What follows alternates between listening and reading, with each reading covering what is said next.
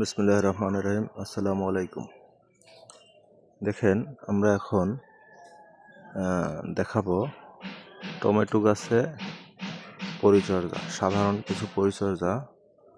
আমরা যদি দেখি যে এই টমেটো গাছটায় এই যে দেখা যায়, হ্যাঁ, এই গাছটায় এই একেবারে গাছের গোড়া থেকে একটা শাখা বেরোইছে।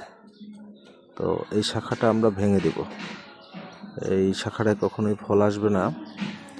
এটাকে বলা হয় সাকার ডাল। তো এই গাছটা কেন ভেঙে দেবো, এই ডালটা? কারণ এই ডালটা গাছের মাটি শোষণ করে, গাছের পানি শোষণ করে। গাছে যে আমরা পানি দেই সেই পানি শোষণ করে, এবং গাছে যে খাবার দেই সেই খাবার এই গাছটা খেয়ে ফেলে, এই ডালটা খেয়ে ফেলে। কিন্তু এই ডালে কখনোই ফল আসে না, এটা পরীক্ষিত। এই ডালে কখনোই ফল আসে না। এবং এই ডালটা যদি দেখাই যে এই ডালটা গাছের তুলনায় এই ডালটা অনেক হৃষ্টপুষ্ট হয়। দেখাই যে এই ডালটা গাছের থেকে অনেক তাজা দেখায়। হ্যাঁ, কারণ গাছের যে খাবার দেই আমরা, সার দেই, সেই সার খাবার এই ডালটা খেয়ে ফেলে, কিন্তু এই ডালে কখনোই ফল আসে না।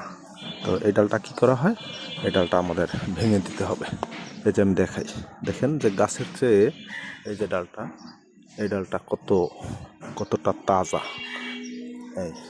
এই যে দেখেন, এবং গাছের গোড়ায় এই যে কিছু আগাছা জন্মাইছে, এই আগাছাগুলোকেও তুলে ফেলতে হবে। এই যে দেখছেন, এই ডালটা গাছের গোড়া থেকে বের হচ্ছে। তো এই ডালটা আমরা ভেঙে ফেলবো। এই যে দেখেন, এই ডালটা ভেঙে ফেলবো, এই ডালগুলা ভেঙে ফেলবো।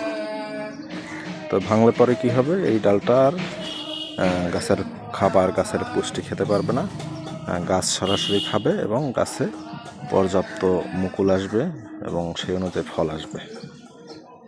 তো আমি দেখানো সম্ভব না, আমি সবগুলা ডালি এখন ভেঙে ফেলবো। এই যে দেখেন, এই যে এই সাথে সাথে আগাছাগুলোও তুলে ফেলতে হবে। গাছের গোড়া যদি পরিষ্কার রাখেন তাহলে গাছে পোকামাকড়ের আক্রমণ কম হবে, আক্রমণ হবে না বললেই চলে। গাছের গোড়া সবসময় পরিষ্কার পরিচ্ছন্ন রাখবেন।